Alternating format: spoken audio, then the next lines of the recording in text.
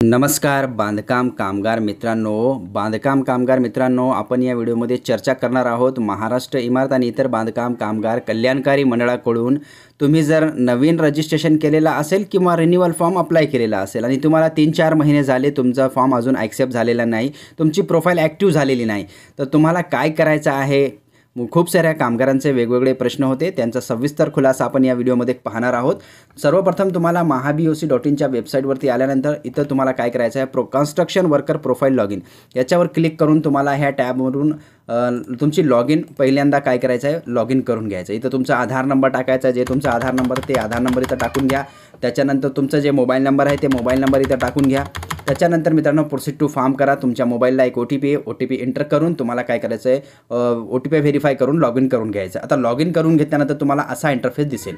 आता mahaboc profile login झालेली आहे। आता या लॉगिनवरती तुम्हाला येऊन काय चेक करायचं ते सविस्तर माहिती या व्हिडिओमध्ये सांगणार आहे। आता येईल तुमची प्रोफाईल लॉगिन झाली, एका कामगाराची प्रोफाईल लॉगिन झाली। त्याच्यानंतर इथं बेसिक डिटेलवर क्लिक केल्यानंतर तुमची जे बेसिक डिटेल आहे ते तुम्हाला शो होणार आहे। तसं उदाहरणार्थ मी याच्यावर क्लिक करतो, जे बेसिक डिटेल आहे इथं आलेली आहे। आता इथं तुम्ही पाहू शकता तुमचं जे ॲप्लिकेशन स्टेटस आहे इथं ॲक्सेप्ट दाखवत आहे। आता मित्रांनो सगळ्यांचा ॲप्लिकेशन स्टेटस म्हणजे तुम्ही फॉर्म भरला म्हणजे तुमचा ॲप्लिकेशन स्टेटस तिथं ॲक्सेप्ट झाला, तिथं तुमचं प्रोफाईल ॲक्सेप्टच दिसेल, ॲप्लिकेशन स्टेटस तुम्हाला ॲक्सेप्ट पाहायला मिळणार आहे।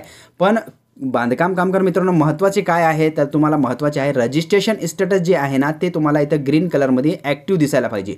इथं तुमचं जर ॲक्टिव्ह असेल तर तुमचं प्रोफाईल ॲक्टिव्ह झाली म्हणजे तुम्ही आता कोणत्याही कामगार योजनेचा लाभ घेऊ शकता, अशा उदाहरणात मी सांगत आहे। आता तुम्हाला इथं काय असेल, इथं ॲप्लिकेशन स्टेटस ॲक्सेप्ट दिसत असेल मात्र तुमची रजिस्ट्रेशन स्टेटस इथं इनॲक्टिव्ह दिसत असेल तर त्याच्यासाठी तुम्हाला काय करायचं आहे ते सविस्तर मी या व्हिडिओमध्ये सांगणार आहे। आता बेसिक डिटेल हाईड केल्यानंतर आता खाली येऊ आपण।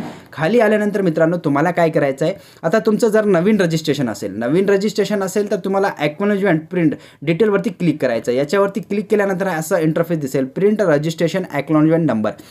म्हणजे तुमचा फॉर्म जर ॲक्सेप्ट झाला तर तुम्हाला अशी प्रिंट येईल। जर तुमचा फॉर्म ॲक्सेप्ट झालेला नसेल, हे ॲक्सेप्टवरचं जे सांगत आहे ॲप्लिकेशन स्टेटस ॲक्सेप्ट नाही तर तुमची प्रोफाईल रजिस्ट्रेशन स्टेटस ॲक्सेप्ट दाखवत असेल तर तुम्हाला अशा प्रकारची प्रिंट निघणार आहे।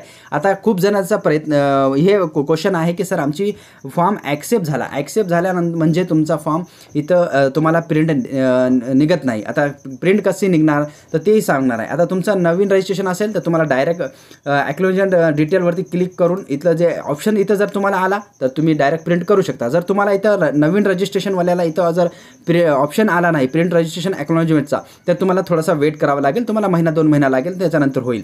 पण ज्यांचा रिन्यूअलसाठी फॉर्म टाकलेला आहे, आता रिन्यूअल फॉर्म टाकलेला आहे त्यांचा फॉर्म ॲक्सेप्ट झाला किंवा नाही हे चेक करण्यासाठी रिन्यूअलवरती क्लिक करायचं आहे। रिन्यूअल्स इथं दिसत आहे तुम्हाला 3 नंबरला खालून, याच्यावरती क्लिक करायचं आहे। आता क्लिक केल्यानंतर इथं तुम्हाला काय मिळेल, इथं ॲक्नॉलेजमेंट नंबर भेटेल आणि अपॉइंटमेंट लेटर इथं दिसेल, व्हिजिटिंग डेट तुमची दिसेल आणि प्रिंट अपॉइंटमेंट लेटर इथं दिसेल। आता तुमचं हे साठा डाटा इथं येणार आहे।